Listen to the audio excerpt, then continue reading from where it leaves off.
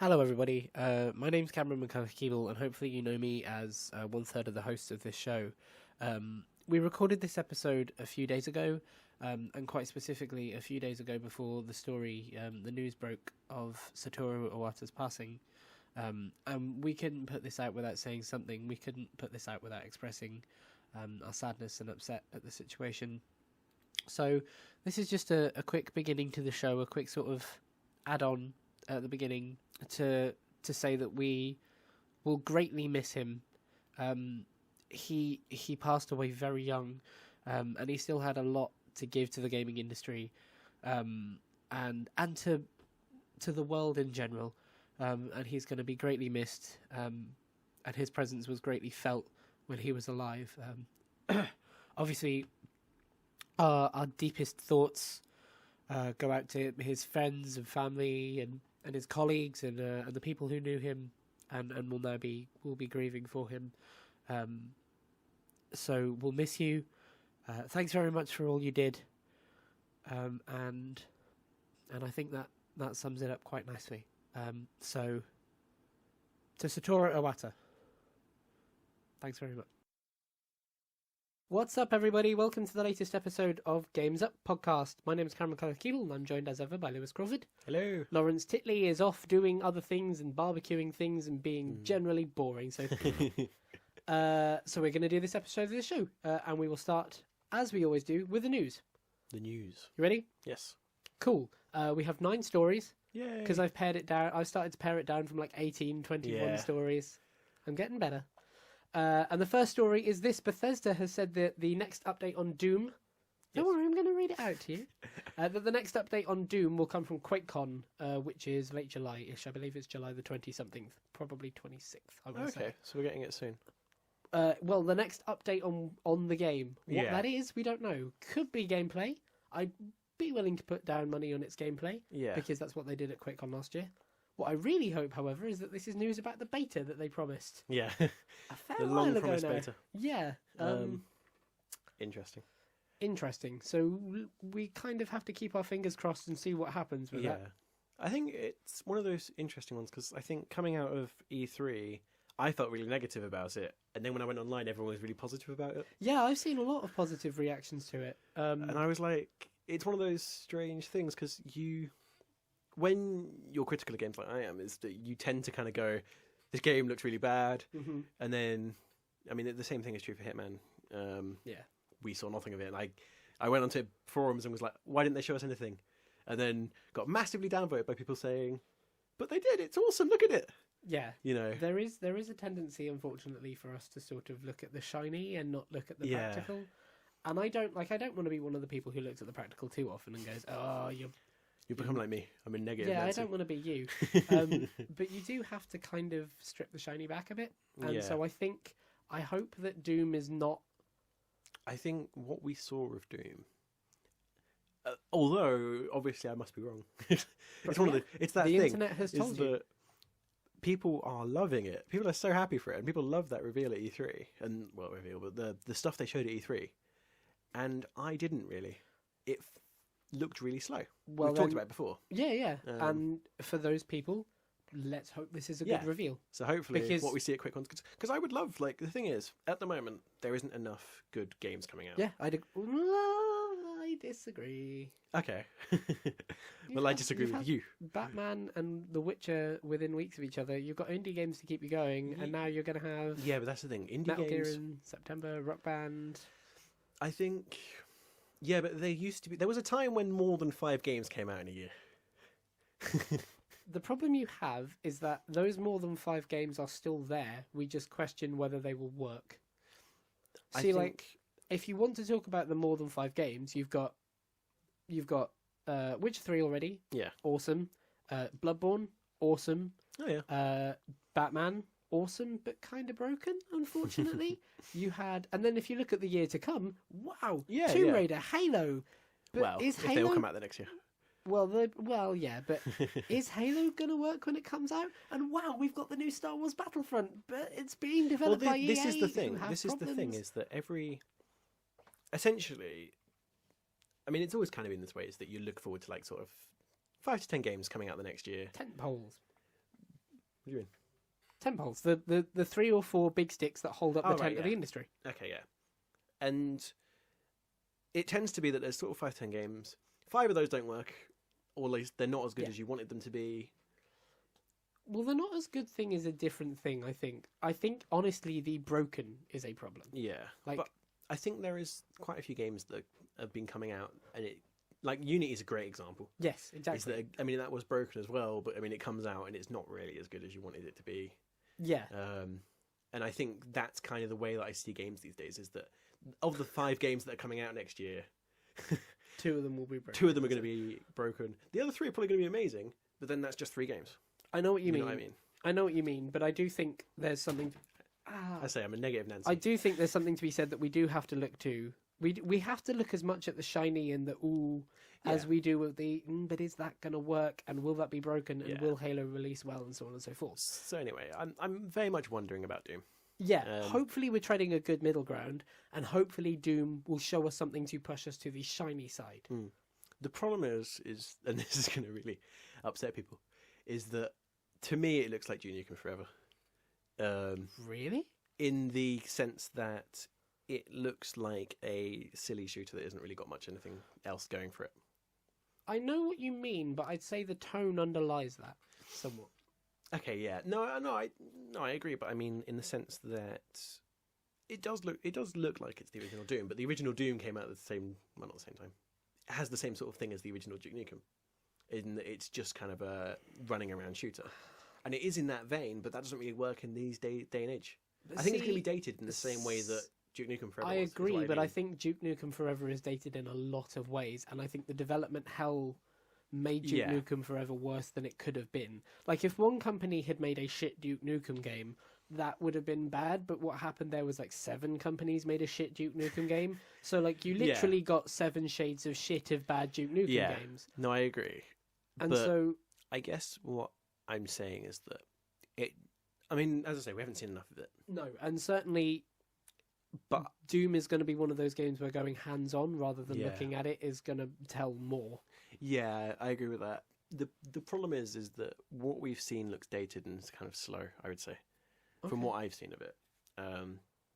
Because I think just having a first-person shooter for the sake of being a first-person shooter is what Doom looks like. I mean, the industry would seem to disagree. Obviously everyone disagrees with me, but it's fine. Wow, okay. We'll see. I'm always right, so... Hopefully, the QuakeCon reveal will change your mind. Yeah. I mean, I'm more than happy to be changed. My mind be changed. Good. What we saw at E3 was slow, arguably. Okay. Number 2. Quickly moving on. Yeah. Number 2, BioWare has stated that all the future DLC for Dragon Age Inquisition will only release on next gen and PC. I'm okay with that. I'm not. Why not? Because... Was it on... It was on previous gen. It was on PS3 and 360. Okay. And it wasn't. It wasn't made clear that this was the case when people bought the game. Yeah, of course. That's shitty. Yeah, that is shitty. If it's something that's only just come up, fair enough. Yeah, okay. Can't be helped, but do something. Give a cheaper upgrade cost, or give people a reason to buy your DLC rather than just say sorry, you can't have that. I understand like the thought behind it, because obviously it's a lot harder to make a game on 5 different platforms, and I imagine it's true, just as true for DLC. But I agree, and especially now that all the consoles are kind of going into the same place, like the Xbox. No, but what I mean is the Xbox One and the PS4 mostly use the same infrastructure as the PC, and they mostly use the same infrastructure as each other. Whereas the PS3 was completely different and was like an alien thing compared to the other consoles. Right, I see what you mean. Like, the PS3 is in a different world compared to PC and the other consoles. Yeah. That's one of the reasons why they can't do backwards gen, is because it's like a different processing thing. And it's probably the PS3 is the reason why they can't do DLC easily. I mean, I would disagree in as much as I think probably the reason they've done this is it's easier to develop for 3 platforms than 5. That's fair enough. I think probably there's a technical limitation as well, because no, of course, people want as much parity as possible, and you don't want to hold back next gen. Yeah. So I imagine what's happened here is either they've planned this, or something has come up and they've realised we can't make this for previous gen, which is, if they can't help it, fair enough. That's beyond their control. But the way to announce it isn't to just say it. Yeah. It's to say it and say something like, but if you had previous gen and you want to upgrade and get the DLC, here's this. Or, but we will make a Game of the Year edition at some point. Or something, rather than just you're out on your ass. I'm wondering, I feel like Django Inquisition came out fairly late to be cross-platform anyway. Are they still doing many cross-platform things these days? I think so. I just feel like it came out a bit late to be cross-platform, considering like its content. It feels now to bring out something cross-platform seems a bit silly because the consoles have been out enough to be established. So COD Blops 3 is cross-gen. Really? Yeah. I'm just surprised they're still doing it. And Tomb Raider's cross-gen as well. It seems that at this point, when the consoles are already like, you can get an Xbox One for $250, I think, at this point. Yep. With Arkham Knight, I think. I think you can get PS4 for the same, if not close. I think it's about 300, but okay. At this Certainly, it's not hard to find deals for yeah. either. So at this point, they are probably as established, not as they're going to be, but they're as established as they need to be. Yeah. To be their own markets, you know. Yeah. So I think it's strange that people are still doing cross-platform anyway. But then there's the difference between 30 million between, 30-ish million between the two, Of or course. 160 million.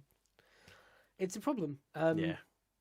I have no problem with cross-gen games. Like, I think it's kind of shitty to Yeah, and I hold agree back the whole next gen, holding it but back. that's not necessarily the case in all of them. So just don't kick people out on your ass who bought your game. That's not good. It does seem a bit strange, that one. Number 3, the Games Critics Awards have given Fallout 4 the best game of E3. Okay. Interesting. You think? Well, actually, no, I can agree with that. Yeah. But only because it's the most we saw. And also, I think because revealed before out November. Yeah, that is true. That's a big wave in the industry right now, and it's a good one. So yeah, I'm all for that. Yeah. think I'm not a personally big my fan of money giving would- awards out before games come out. You end up with a Well, Evolve. this is just an E3 situation. No, I This know. is just of E3. I think personally, my game demo of E3 would either be Horizon, Yeah, I can agree with that. and yeah, I think it's probably Horizon because that looked awesome. That looks really cool. I think it was. We didn't see many new things this. Well, apart from Nintendo showed us entirely new things, but it was all stuff we weren't really happy to see. Yeah, Um, Nintendo with some of the stuff we knew from Nintendo, we knew. Yeah, Xbox showed us some new stuff. Recall was new. Gears was new. oh, that's true. Actually, I didn't Gears think 4 about was that. new. I didn't think about Gears Ultimate Edition would have been new had it not leaked a month before. Yeah, Sony showed us stuff as though it was new. So The Last Guardian it treated Yeah. as though it was new. Horizon it showed us as though it was new. yeah, Hitman, yeah. yeah, I know. But I mean, like new in terms of IPs. Nothing. I know what you mean. major, but No, then maybe I disagree with you because you've got Recall and you've got Horizon and you've got yeah, but Recall, I'm fairly. It looks very much like it's going to be an indie game, not like or at least a big indie game like Double from Fine sort of Kiji thing. Inafune and Armature. I would be surprised if it's a big thing. I imagine it will be I imagine think it will it's going to be be like a a- AAA indie game. You get them. Okay, yeah, I get it when you say it like that. Okay, yeah, Yeah. that makes more sense. It's like that's the kind of thing I see with that. But anyway, Either way, number 4, Ark Survival Evolved. Do you know of this? I know of it. Survival Unfortunately. game with dinosaurs. Yeah, I only know of it. I'm afraid It looks awesome. It does look very cool from what I've seen of it, though. And it's sold 1 million copies in early access, Yeah, which is something that doesn't happen very often and might well be a good example of how to do early access properly. yeah. Well, I've seen gameplay of Elite Dangerous and The Long Dark, both Yeah. of the things on the Xbox Early Access program. And they're the only things on the Early Access program for it at the minute. And I think they are examples of the kind of game that should be released on Early Access. yeah. Should we have early access though, in general? I mean, I think have you already We talked talked about this last week. when I was Go and have a listen to that. I think it's a nice idea. It needs to be curated properly. Okay. And I think that Steam has a very flat, democratized, everybody gets a chance Yeah. version of curation, which I don't know works here. I think the consoles could do a better job, Okay. but they need to do it rather than talk about it. Yeah. Okay. All right. Number 5, Just Cause 3's Collector's Edition has been revealed, and it comes with a replica of the grappling hook. Oh, that's cool. Now, my thing with this is... Does it look good? It looks okay. My thing with this is that the actual Collector's Edition, like what was in it, was voted for.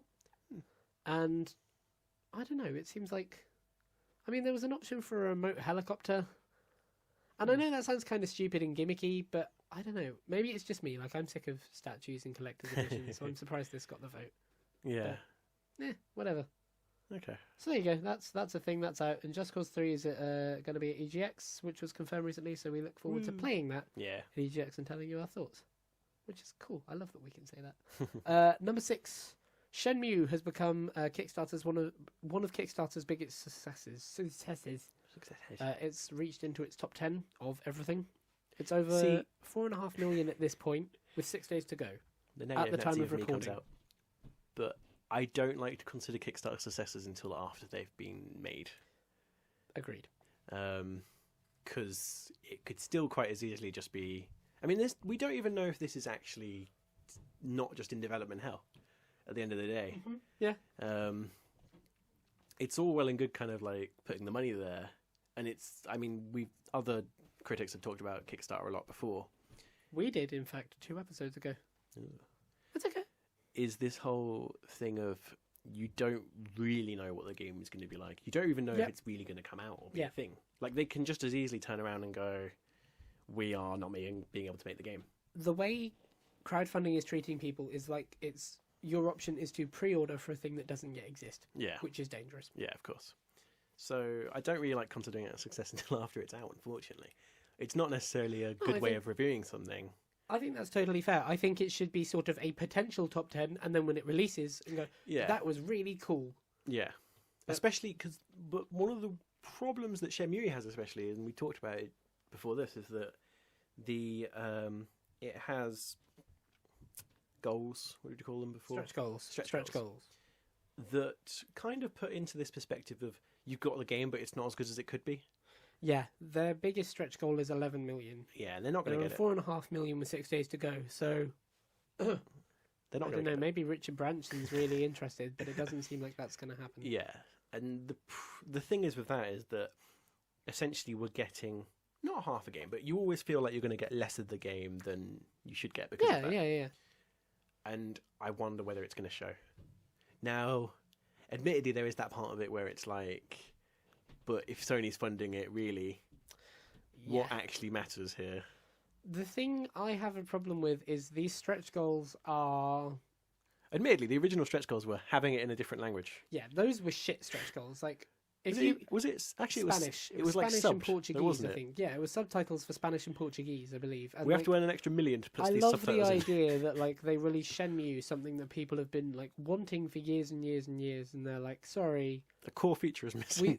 We spent 70 million to make Shenmue 2, but we just couldn't afford Spanish this time. Yeah, that's stupid. Yeah. Like, I think I'm pretty sure the first one was English. It may well be. I don't remember, but I think it was. The problem I have with stretch goals is this has made its money. It doesn't need to make money. It doesn't need these stretch goals. Yeah. This is not its only funding place. This is not the way it's going to make the money to be made. This is very much a show of confidence. Yeah. You don't need 11 million as a show of confidence when you're going to be funded privately anyway. Yeah. But we'll see. We will. I'm hoping it's really good, but yeah. The thing is that hopefully it's what the people who wanted it wanted. If it's really not already been started developing, like it's probably because of the way it's been handled. We can assume that this is the very start of this game. This is kind of its greenlighting phase, which is trouble because it's got a long way to go. Yeah. Most games, like even most games that we see at E3 and all those kind of things, have already been in development for like 2-3 years by the time we find out about them. And I mean, we were talking a couple of minutes ago about Fallout 4 being awesome because they were like reveal and then it's out. But they made it clear they've been working on that since Fallout 3, which is nearly 7 years. Yeah, exactly. This is the thing, is that most games that we see... Imagine if it took 7 years for the people who paid $20 for Shenmue 3 to get that game. Yeah. and that's got like real importance to it. Like I think there have been games in the past where they revealed something a bit too early. Like I wonder with Final Fantasy VII the reveal either. Yeah. Because I mean, there's a chance they've already been working on it for like 2-3 years. Maybe, yeah. You know, there's a chance it's already been in the books for a long time. There's also a chance that it comes out in 2019 and we see it for 3 E3s. Yeah, there's also that chance. And I think Shenmue 3 is going to be like that. It's going to be, I think, because even with that, we know that Final Fantasy might have been like already on the works. Yeah. This definitely hasn't. Pretty much, we're guessing. It's probably fair to assume because you imagine somebody would have made a bigger fanfare about it than this. Yeah. Than by now. So, well, that's the thing. I mean, would they have crowdfunded it if there was a possibility for it to fail if they had already started? Yeah, fair point. Like most of the time when you see something on Kickstarter, it's already been done. Not done, but it's already like the concept is all there. Someone's done some art for it. It's already kind of almost there.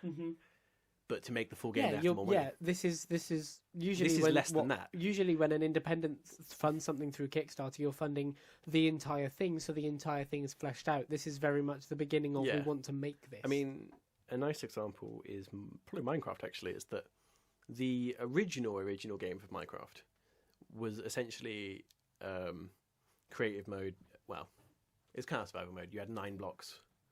And you could kind of play with the zones a bit. You could like put blocks down and you could take blocks off. But this is less than that. This is just the idea of a game involving blocks. You see what I mean? Yes. And we've got a long time before that's going to be a full the game. argument there is like what this is like is somebody making Minecraft 2. Please don't. It's like somebody making Minecraft 2 and so crowdfunding and saying, hey, we're making Minecraft 2. Yeah. And that's all we see. Now, behind the scenes, they could have, like, Minecraft 2 is going to be set in the world of The Simpsons, and it'll use totally round blocks, and they could have everything fleshed out. Or behind the scenes, they might have a piece of paper that says Minecraft 2, and they've built a font. And that's the way I see this Shenmue thing, is that we've seen nothing of it. Well, I mean, obviously we haven't seen anything of it because of the way it is, but it could be fair, 5 years. On the Kickstarter page, there is concept art, and they showed some form of render at Sony. What that equates to and what that will actually look like. But like if the game does take 5 years, that render will look like nothing. The problem is for it to be and it's the ultimate problem with Shenmue is that it's such a big series. Shenmue 2 is a massive game. Yeah. Massive game. It takes forever to complete it. And if Shenmue 3 is going to be anywhere near as big, it's going to take 5 years to make, if not more. You know, probably. This is a thing though. If they're getting the right amount of money, can they pay huge amounts of people to make it in a year and a half and push it out next year? And this is the problem. There's no transparency with this. We have no idea how it's working. Yeah. Like with Rocksteady, we know, for example, if Rocksteady tomorrow funded a Batman Arkham game, Rocksteady have one team. They've always had one team. They've always been clear about having one team. And if they didn't say anything different, it would be fair to assume they have one team. Yeah. We have no idea in the current industry what goes into making a Shenmue game. Yeah. Okay. Yeah. That was a heavy bit of news. The next bit of news is number 7. You're going to love this just as much. Speaking of Kickstarter, number 7, Keiji Inafune has unveiled his latest Kickstarter for Red Ash. Red Ash. A month and a half before his last Kickstarter ships. Yeah, and this is a great example of problems. I mean, in fairness, it kind of links into what we were just saying, is that a game has already been in the production by the time we see it on Kickstarter.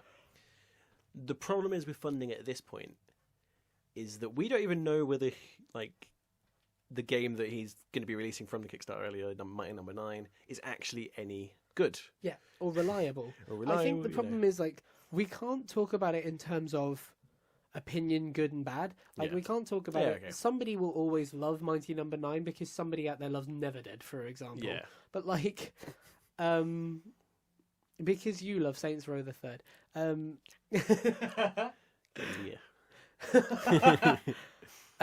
But what we can talk about it is the reliance on their ability and their customer service, and we haven't seen that yet because the game hasn't released. Yeah, we haven't seen how they're going to handle when it releases, how they're going to treat it post-release. Like, and you kind of need to see that. Like, if EA released a game, we know what EA are like, and it's up to them to change that opinion or set a new opinion, and it's up to Keiji Inafune here to set this opinion, and he hasn't done that yet. Yeah, and that's trouble. I mean, Obviously, he's like a legendary developer. He's an absolutely legendary developer. Mega Man is amazing, and the fact that he's responsible for all those, but that doesn't really count for anything when it's been so long, when it's a brand new game, when it's a brand new studio, when it's a brand new model, when it's a this, that, the other. So much has changed that legendary status becomes less valuable. And I think it's very hard to fund something when you don't know. Like, we don't really know what this game's going to be like, and then you've got this game that's meant to be the sequel to that game, or successor, I think. Is it? Yeah, I think it's meant to be like. Well, I think it's meant to be like the successor. It's meant to be like the spiritual next, I guess. Right. Okay. But the problem is you can't analyze it properly because we have nothing to assess it on. It's like if a new studio came out and said, "Give us £2 million, we're going to make this new game." Like, essentially, it's a new studio. We don't know what's they're like, if they're good or bad. Yeah, and it's hard to fund something that's worth millions if you don't already have something to give a backpack on. The new Kickstarter is $800,000, so it's not quite as high stakes as Mighty Number 9, I think. Yeah, but even so. Well, it has got the stretch goals. The stretch goals are. Oh, that's true. I didn't look those up. Yeah. Fair point. What's it funded at now? Is it going to make it? It was at $340-something thousand of 800 with 23 days to go. So possibly not. Possibly not. We'll see. We'll see. Yeah. I hope it does. In an more ideal games is world, better. yeah, exactly. In an ideal world, hopefully it does and it comes out and it's great. Yeah. This isn't an ideal world, so we'll see what happens. The problem with things that people are annoyed at is essentially like so I've only seen a vague glimpse of this. Is that there's this big this concept art of this giant robot, and that's where that's like you're inside it. That's where the story takes place. Right. And then there's like this section $800,000, please. No, it's like section A. It's basically like sectioned off. But what they've shown us is like a bit of the torso and like a part of a leg. And that's section A and section B. That's if they get to 800,000 or something. And then really? Yeah. Oh, so I assume the idea was that they would get to like 5 million and you'd have like the complete like robot statue thing, you know. Shall I check out the stretch goals? Yeah. Whilst I do that, tell me about what you think of this. Number 8, Microsoft is skipping TGS. But Sony is going to be there, reportedly showing off Morpheus games. So, okay. Thoughts? I'm hoping I can talk about this for long enough. It's interesting that they're skipping TGS, actually, because I wonder whether that's maybe because they're saving it for the next show, or the next show that they're doing, because they have got definitely stuff to talk about, and they've definitely got stuff that we want to hear more about. Sony talking about Morpheus. Yeah, I'm surprised that Microsoft aren't there purely for Scalebound. Yeah. Because that's the kind of thing that I think, especially being made by Platinum, that you could push to the Japanese market. Yeah. And I think if Sony are going there with the idea of, hey, we're going to show off VR, that's a shaky platform to stand on. And Microsoft could go there with Scalebound and maybe something else, and maybe a bit of Halo, because they have to sell Halo everywhere, and be like, oh, well, we don't really like...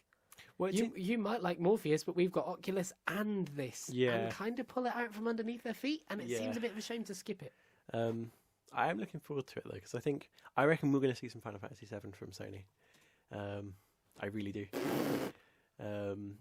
But even if it's still in maybe even an earlier stage than we know, I think I'll bet with you we won't. Okay. Like, genuinely, I'll put money there. I owe you a lunch if we see Final Fantasy VII. All right. You're on. I think the Project Morpheus stuff, I don't know. I mean, we're going to talk about it in a bit. I just don't really know whether there's much to show, because, I mean, it's interesting that they didn't show anything at E3 of it, really. Yeah. Well, they showed a bit, but not enough, I think, for it to really have a huge presence there. Yeah. There we go, yeah. Okay, so the biggest stretch goal noted here is $1,500,000. Yeah. Fuck off. So the $1 million stretch goal is a console port. Oh yeah. That's shit. Yeah. Because I know that you can't assume that you'll make it on every game, on everything, but like... On every game. You child. On every game's system Thank you. I know that you can't assume that you'll make it on every game system, but like, you're asking everyone for money. Yeah. So you see, we're looking at a picture where it shows. I mean, it looks cool. It looks beautiful, but Yeah, it doesn't. It's one of the problems is that when you make it like this, it makes it look like to get the full game, you actually need to spend more. I mean, essentially, one of the stretch goals is more of the story chapters 4 and 5. So if the game doesn't make it to that, do we just have chapter 1, 2, 3? Do we not get a chapter 4 and 5? Does the story just end? Who gets it? Where does it go? Where does it come out on? And this is the problem of transparency. Okay. I was gonna say. What were you going to say? So Kickstarter. So the budget overview for this game has 60% game development, 20% rewards and fulfillment, 10% campaign, and 10% Kickstarter fees. I didn't know there was Kickstarter. Well, I assume there is some Kickstarter fees. I'm pretty sure Kickstarter fees are 5%. Oh, okay. Like I've researched this for uni. Okay. Pretty sure they're 5%. I'll double check that. Okay. Well, The next piece of news is, according to a voice actor, oh yeah. Kojima Productions is officially disbanded. Yeah. And they said that apparently they're basically doing contract work for MGS5. Because people have been wondering kind of about whether MGS5 is even kind of happening. Because even that's been thrown into question because of all of the Konami, Kojima stuff. But apparently they're there in terms of contract work. And apart from that, the company doesn't exist anymore. Now, it's interesting to say this, but I kind of think it's a good thing. Really? I think it's good that Kojima is free of Konami. That is, I suppose, one way to look at it. You know, the upside is that if he is free from Konami, hopefully he can go somewhere else and actually have a good company. Yeah, but then equally the problem is Konami, unfortunately, have money. Well, yeah, And I imagine Kojima will have money, but, you know... I could picture one of the other big devs picking up Kojima. I really could. I don't think any... I can't imagine where he'd fit in anywhere. That is true. Like, the first place that jumps to my mind about picking up Kojima would be something like Naughty Dog, because he makes, you know, pretty dark-themed adult stories. But what makes a Kojima game is he's mental.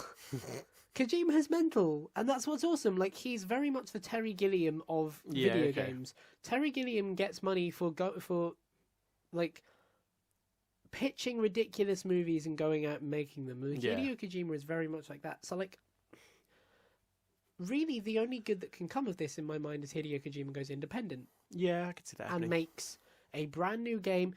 Fuck it. Let's go for the optimum what he could do here. He goes independent. He buys the Silent Hill trademark. He gets back into bed with the filmmaker dude who I forget his name of. I don't know. What's he called? Guillermo del Toro. He gets back in bed with him. They make the Silent Hills everybody wants. Yeah, the Quiet Mountains. But is he gonna have that much money to do that?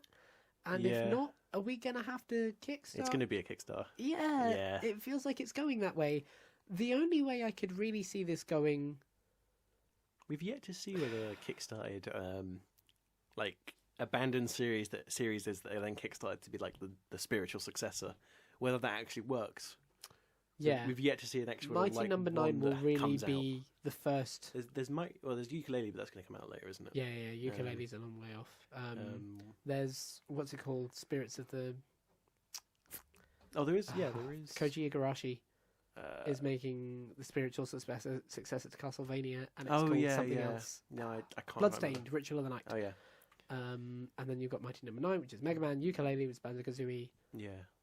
And maybe Kojima. There's another game that but had press for it recently. That's meant to be kind of like a PT2. Yes, not PT2, I but saw a PT this. kind of like a.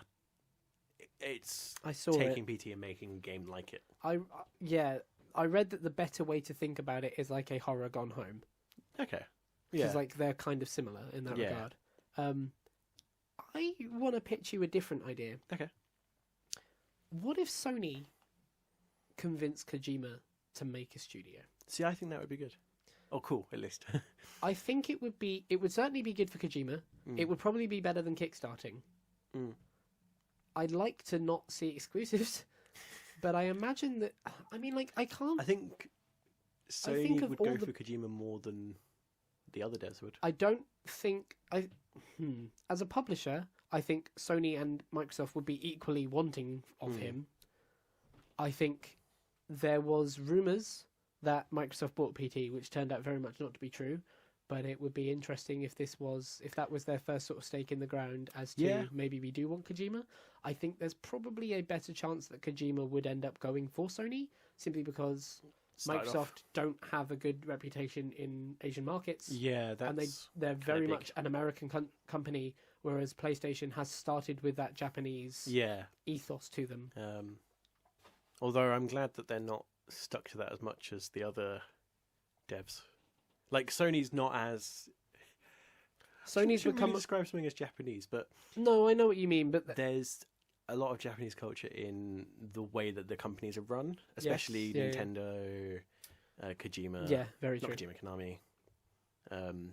And those have the elements of, like, you can't criticize. There's I read a thing about this the other day, actually, is that it's big in those companies that you don't criticize, like, someone who's in charge. You can't say that something's wrong, and this is why games get made that aren't like you. You tend not to be able to disagree with the person who's in charge. That's fascinating. And it's part of their culture. Oh. And it's probably why Nintendo doesn't use their indie credits, and it's probably why these kind of things happen. Is that they're really tight on things, and there's no kind of uprising against it. But anyway, it will be interesting to see next year where and what Kojima's doing. Yeah, and I hope he's doing something, because we do need more games in general. Oh, yeah. The PS2 has the biggest library, I think, of all the game consoles ever. Yeah. Probably PC's in there as well somewhere, but then the problem that you have is, yes, we need more games, but also we need more games that work.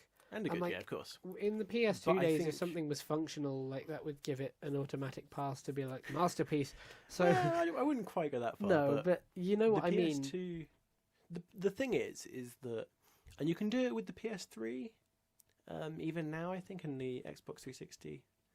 Mostly, I mean, maybe not actually. There's about 30 good games on each console. Or like 30, like, these are games that are worth picking up, and that's a good number. But on PS2, I feel like there's like 50. Yeah, or but like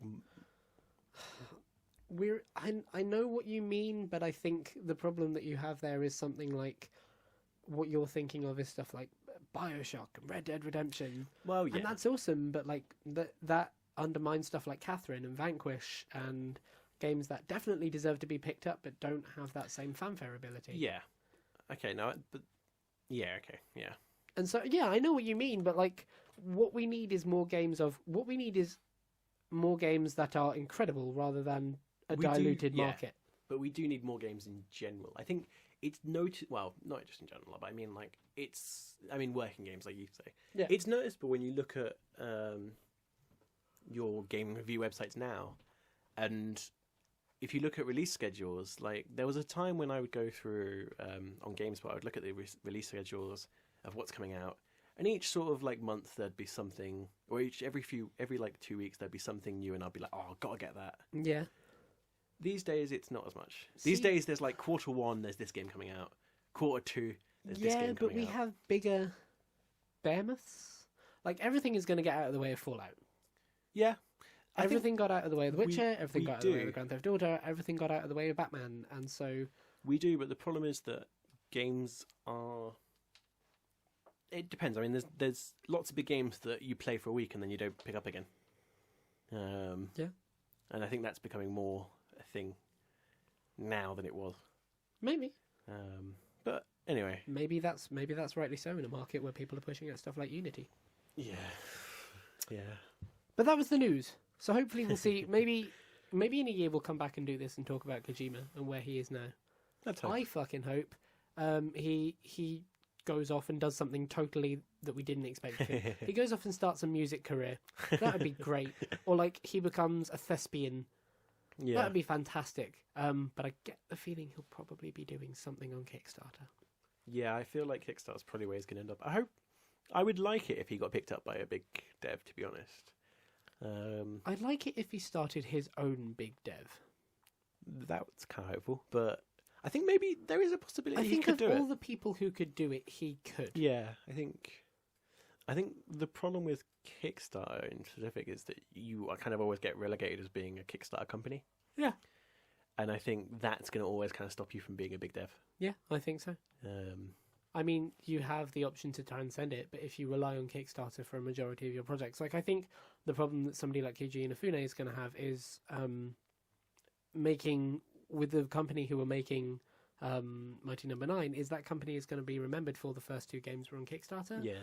And how, like, at what point do you say we're funding this on our own and doing it a more traditional way, or do you just ignore the traditional altogether? And it's not necessarily that one of those is better or worse than the other, but one of them is certainly an unfounded market, and so you have to tread carefully.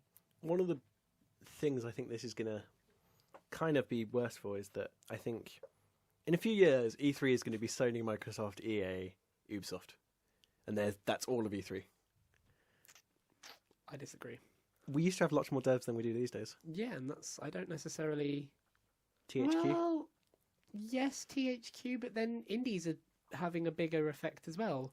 Like, yeah, but indies arguably aren't E3 though. We're not talking about E3. But that's how it... But I know what you mean. The middle has fallen out. We have small and huge, but that's how it always happens. And the small get bigger and bigger and bigger and bigger and bigger, and they become the middle and the large, and the middle falls out again. And so... Yeah, I mean... Yeah, E3 in a couple of years might just be, EA, Microsoft, Ubisoft, Sony, and probably Bethesda. But, I mean, I guess in a way you could argue that Xbox started off that way. Yeah, obviously, though, absolutely. I guess, but they're funded by billionaires, but no, it's but still like it's Xbox correct. Like itself. Xbox became the big, Nintendo became the middle, Nintendo is slowly falling out, and the big is pushing away again. And you're right. This is the trend of the market. Yeah. It's interesting to see whether Sony will ever fall out or fall off, because they've always kind of now been on top, apart from... The problem that you are correct in reputation. The problem that you have is that Sony is not just a console company. Oh yeah, of course. And so if Sony, I imagine that if Sony is likely to fall out of the console race, it's not because of PlayStation. It's because of something else. Okay, yeah. And so, like THQ fell out of the market because they invested in Draw Something tablets. Yeah. Like, if Sony falls out of the console market, I imagine it won't be because the PlayStation isn't wanted, but it's because there isn't the money to boost up the PlayStation business and everything else. Whereas Xbox is pushing more and more the functionality of Microsoft. Now that could be good or bad, but one thing that does have to be said for it is that Xbox has always been a volatile thing, but I think if Sony ever comes into struggles with money again, it will be a lot more volatile place across the board than Microsoft, which has struggled with money kind of for the past few years consistently, and so is almost used to being volatile. Yeah, okay. I see what you're saying. Speaking of massively overfunding things. Yeah, so let's subtly move on to our topic of the week. Yeah. I'm not sure how that... Are you doing Oculus? Well, all of it. VR. Okay. I mean, including AR for me, but... Let me post you a question. Okay. The topic of the week is VR and AR. Yeah. If you could only use one of them going forward, you can't have your PC, can't have your screen, you only have the choice between VR and AR. Okay. Which do you choose? VR. VR? Yeah, definitely. Fascinating. I much prefer a controller in my hands and a screen in my face. Okay. Because I mean, it's the whole thing of connect and moving, isn't it, at the end of the day? It's that whole, do you actually want to do that? Yes. And mostly the answer for most gamers is no. Yeah, but then I think AR has something up its sleeve that VR doesn't. Yes, I can see what you're saying. Like VR, I think I prefer VR in general, but only because it's a screen. And the AR thing, we don't quite know what it's like enough yet. Yeah, that's very true. like we don't really know if it's like what we saw at E3. The There one was thing a we thing do about know is about the devs- field sorry. of vision What's that? for the HoloLens. The field of vision is a lot smaller than it's made out to be in E3 demos and Oh, stuff. really? Yeah, so like it's kind of like a rectangle within a rectangle. Because they showed there was a thing I read about some critic that went not critic journalist Yeah. that they had like a thing where they showed it off at E3, but it was behind closed doors. Yeah, yeah. Where they played like a Halo thing in like a Halo. This Was it might be Halo? where you heard of Ryan McCaffrey, Yeah. who put on the HoloLens and they pinged the waypoint like they do in Halo when it came up in real. I think that was it. And they played, I think it's Firefight or something, Mm. a new type of map. Yeah. But they played it in HoloLens and they built this room Yeah, I to think look that like the might have drop been it. ships. But I think the person, it might have been someone else, but the person who reviewed it was for it, but then kind of said it's the whole thing of it works as long as you're in a space that's basically a hangar that's Yeah. shaped for Yeah. this map. You know, Yeah. like the problem that having a first-person shooter AR is always going to have is that it only works if you're on a treadmill. Like they made the treadmill for the Oculus Rift thing, where it's like you're strapped into this thing that allows you to walk. This sort of dome-like Yeah. surface. Yeah, yeah. Because it's never...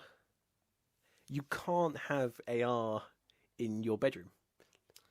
Can't Unless you? it's changed. Unless it works differently to the way we think it works. See, my problem is that I think Microsoft has marketed AR.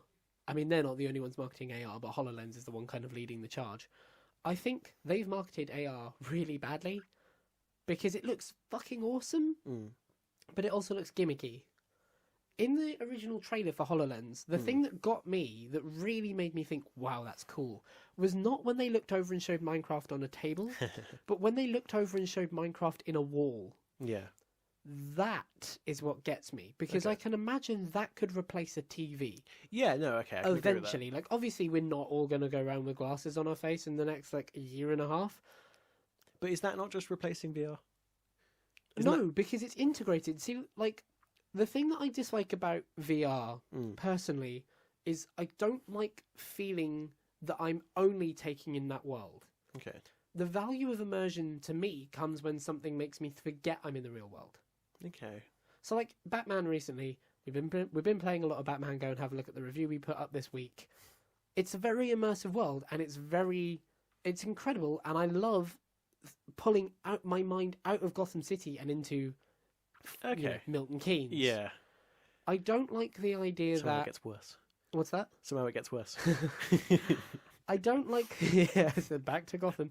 I don't like the idea that VR is going to force me to consume only one world. See, I see it differently. I see VR as being, I'm only in this world. That's like the top immersion you can have. So I think we come from different places on this. I see that as being the most immersive. I agree that it can be the most And immersive. I want that. Not that I want that so much, but I like that. I like the idea of being completely immersed. I think you possibly have a fear problem with it, Yeah, I do. which is understandable. I mean, I do do. as well.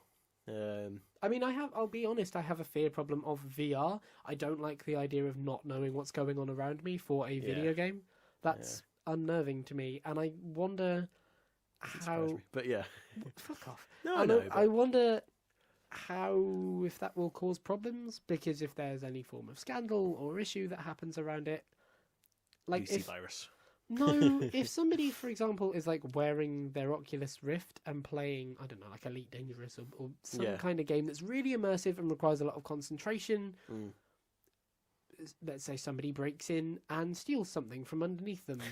Or like, I know it sounds ridiculous, but like, I mean, we've both demoed VR. Yeah. They sit, when I demoed VR, they sat me down, they put this thing on, they put the headphones on, and the only awareness I had that I was around me and safe was because I knew there were people Yeah. looking at me, because I knew that there were people watching me and making sure. If I'd done that, if my demo of VR had been, here's a darkened room, Yeah. sit down and put this stuff on yourself and enjoy the game, yeah. Yeah, but this is... It doesn't surprise me that's one of your problems with VR, to be honest. And I think I don't know what the average person thinks. I don't like to see myself as the average person because I'm not. Because I'm a negative Nancy. But I think there is a genuine, and I know that's like that what I said there is like the extreme version of all of Yeah. that. Like, yeah, the chances are nobody like that won't happen. People won't have that Yeah. problem, but it only needs to happen. I get the fear thing. I once. get the being afraid of, because it is being completely out of it. I'm afraid of that personally. What I'm afraid of about for the market as a whole is it only needs to happen once, Yeah. and somebody to say it was because I was in VR. Yeah. That governments might say, well, okay, you can't use VR without having a camera on the front, Yeah. or companies will have to change something. And so, I think there is a practicality problem of immersing yourself only in one world when you're existing in another. I think the main issue I have with AR, or at least Microsoft with AR, is that it shouldn't be for games. What? It shouldn't be a Really? gaming level. It should be the better version of Google Glass. It should be, this is a lifelike tool, because then they could sell it for 10,000 and people would buy it. But why can't they sell it as a life tool and gaming thing? No, I mean it should also. I mean the gaming element can also be there, but Like, it's I don't it's think- sold as a gaming element. I don't think it is though. I think you've seen it at E3 and a bit of the gaming stuff and been like, wow, that's a gaming thing. Maybe, I Like, guess. When they advertised it, what they advertised was a crafting demo, like a 3D printing demo. Oh, okay. And the trailer made it very clear, like it was cooking. There were cookbooks on the surface and Netflix on your walls Oh, and okay. stuff. All right, and then. that's not going to be how it is. But like, I don't think it's being sold as a gaming Okay. thing. No, I just fair think enough, then. you've seen it at E3. Yeah. Okay. Maybe that's the case, because I can see that working. In that case, if I'm it's not like surprised that you have a problem with Microsoft, by the way. No, I don't. It's not Microsoft. No, I just think that's if that's the way it's sold, then I can see it being an expensive price point. But if it's mostly gaming, Yeah, that's Then true. it's different. Yeah, that's fair enough. and I think we haven't seen enough of it in terms of gaming. Maybe. I mean, I guess some of the press have, but then the person who demoed it that I read didn't like it that much. So I don't know. Probably wasn't Ryan McCaffrey, but okay. Do you think that VR is being touted as the thing that will take over this industry? That's going to reinvigorate it. That's going to change it. It's going to have everything. I was there. Do you think VR is going to do that? No, but Why not? I don't think anything will replace the keyboard and mouse. So what do I know? Actually, I use a controller, but I think the problem is, and I think it's a big problem, is that there's developers or the people who are making these things don't know their entire market. Maybe they know the vocal market would be the way of putting it. Is that there's the vocal market and the non-vocal market. And I think most of their market wants to sit down and play in their bedroom with a screen, like the way we do in general, the way you do now. I think that's kind of what you want. You don't really want everything to be changed up and different. Right, okay. And I think most people are that kind of way. Like, the problem, like, people don't really want the Kinect, if you know what I mean. It's that kind of thing. Mm-hmm. Like, there probably are people that want it, but then most people don't want the Wii, most people don't want the Kinect, because most people don't want to jump around and move in front of the...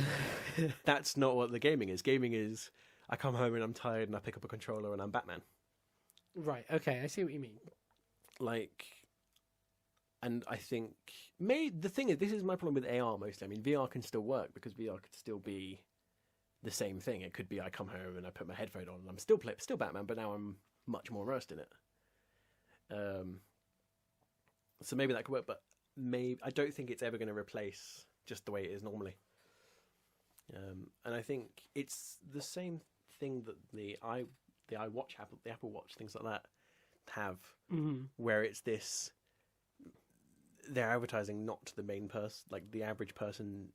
That's what they think the average person wants. Right, okay. But it's not what the average person wants. There might be a good vocal majority that want it, and I think that's the thing. The way that I see AR is that or VR at least, or the Oculus Rift. There's a good majority that want it, but then there's not a good majority that will buy it. I see what you mean, and I do think the price points and actual selling of these things is a problem. I think the HoloLens will live and die by its price point. I think the HoloLens is a different thing to the Oculus Yeah. because I think the Oculus is fairly strictly. I mean, it's not strictly a gaming thing. It's been used for many, many things, but I think a lot of its selling point is gaming, and so the price point matters there because there's one market that's really heavily looking at it. Yeah. I mean, obviously, the like price, it's got. Well, this is the thing. The price point for the Oculus. Is it out? It's already like out as a proper thing. I think the price there is a point- bundle that includes a high enough powered PC to power the thing Really? and an Oculus, which is $1,500. Mm. So it's being assumed that the Oculus is roughly $500 because of the price of costing Okay. that PC individually. Because I think after all this, the Oculus is probably not going to do that well. I think I agree with you. And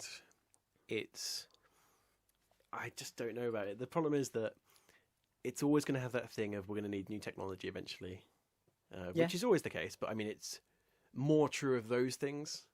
Generally, like the HoloLens probably will have the same issue, is that when it comes out, there might be a need for another one in a few years.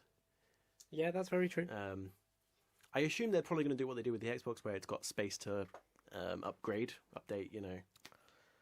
But if it doesn't have that, it's going to run into issues. I wonder more if we're likely to have an iPhone kind of thing Oh, I hope not. where you get one every 1 or 2 years and they share from an app store that can be used over multiple devices. So like I really hope every not. few years you upgrade your HoloLens and you get a bigger field of view and better If resolution it's or yeah, that's the problem with a lot of them, is that these devices tend to be, and the Oculus probably suffers from this worse, is that it's we've got a new idea, well, we're going to need to make a new Oculus to put that Right. idea in place. I know, yeah, I know what you mean. Um, And that's something you've got to give Project Morpheus, is that they have been waiting and watching in the wings mm. and going, oh, they had this problem. Well, we'll add that before anyone Yeah. sees it. And so at least the the version 2 of Project Morpheus will look like a version 3 or 4 of Oculus because Yeah. they've been well doing it the in the shadows. The problem HoloLens has specifically, actually, is HoloLens is kind of putting itself out as everything, whereas Morpheus is putting itself out as this thing, if you know what I mean. Mm-hmm. And the thing with that is that we don't fully know what Microsoft's one is. I forgot the name of HoloLens. We don't quite know what HoloLens is. Yeah, that's fully fair enough. And what we've seen of it, we found out later, was not quite as true as we were told. Right. Um, Yeah, that's true. The what's it called? The viewing window. Yeah. The frame, as it were, is not as Yeah. wide as was made out. And the problem is selling it in a way that's not necessarily true is dangerous. But I think AR has more applications than VR simply Probably. because you can use it. I don't quite know whether that's true, though. I think you're Really? limited to, like, it's interesting that they demoed Minecraft, but, like, Minecraft is the best game to choose, if you know what I mean. Like, if they could have chosen any game, a game which is set in blocks that have specific sizes, works a lot Yes. better than, say, we don't know what a 3D model looks like in HoloLens, really. You know, we know what a 3D model looks like that's all blocky. No offense to Minecraft. Well, like, I'm not a person who goes Minecraft is all blocky and rubbish, but I mean, you What I say mean is- that, but we don't, from the perspective of we sat here Mm. with 2 microphones making this independent podcast, don't.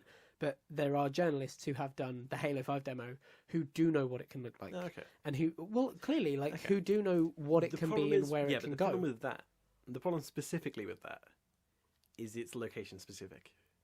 No, see, I disagree. I don't think that's true at all. I think the problem you have is that it's location specific for that demo. I don't think that's the case. I think But how would you do it differently? Unless, like, it analyzes your house. I think the way, well, no, I think the way you do it differently is you treat it as a screen Mm. that pops up on your wall, but then something is done outside of that screen. So, like, what I would like to see is a screen in front of me that acts like a TV screen, but the waypoint is off of that screen, Okay. and it's like done in the distance and to my left. And so I'm playing through the thing, but I can like look to my left and know, oh, okay, the waypoint's over there. And as I turn the screen, hello, sorry, we kind of lost the last part of the episode due to a technical hitch. And I know we've had a couple of those. Sorry, we lost the last part of the episode. Luckily, we didn't lose huge amounts of us talking about AR and VR. You got the majority of it just there in the main body of the episode. Those were our thoughts on it. Basically, we both haven't really seen anything that makes us think that VR is going to catch fire, like it's being talked about. Since we recorded this episode, I've actually had a really good VR demo. The Red Bull Air Races had a VR Oculus demo that I tried at an event, and it was really cool, and it's kind of sold me on it more. But we'll talk about that another day, and we'll return to the topic another day. What I'm here to do is tell you about the indie game of the week, which unfortunately we lost. And that indie game of the week is Monstrum. And you may recognise that name if you've listened to the show before, because we were lucky enough to meet and interview the wonderful people making it at EGX 2014 in London. It's by a company called Team Junkfish, who are based in Dundee, in wonderful Scotland. Yay! And let me tell you about the game. It's a survival horror game. It's an indie game, obviously. It's out on Steam platforms. I don't think there's any word or discussion about it coming to consoles, but I imagine it's the kind of thing that could make its way to consoles eventually. It's available through Steam and the Humble Bundle store. It's a procedurally generated game with roguelike gameplay, they say. So they have permadeath and different hunters, and so on and so forth. The game takes place on a sort of neglected, dilapidated tanker, which you run around with your glow stick for light. And what's kind of clever about the glow stick for light is it gives, instead of like the usual torch first-person survival horror games, the glow stick gives off a green light, which makes everything seem kind of eerier. Like, if you've seen Alien Isolation, when there's the green light in that rather than the regular torchlight, it's creepier than normal. So the glow stick is a clever way of doing that. It came out officially in May. It was on early access before that, so we're recommending here the full game. It's available on Steam, as I said, in the Humble Store. It's also available through most well-known PC gaming places, Green Man Gaming, so on, for example. Like I said, no word of it on consoles yet, but I think I'd probably put good money on it coming to consoles eventually. If not soon, hopefully, maybe, who knows.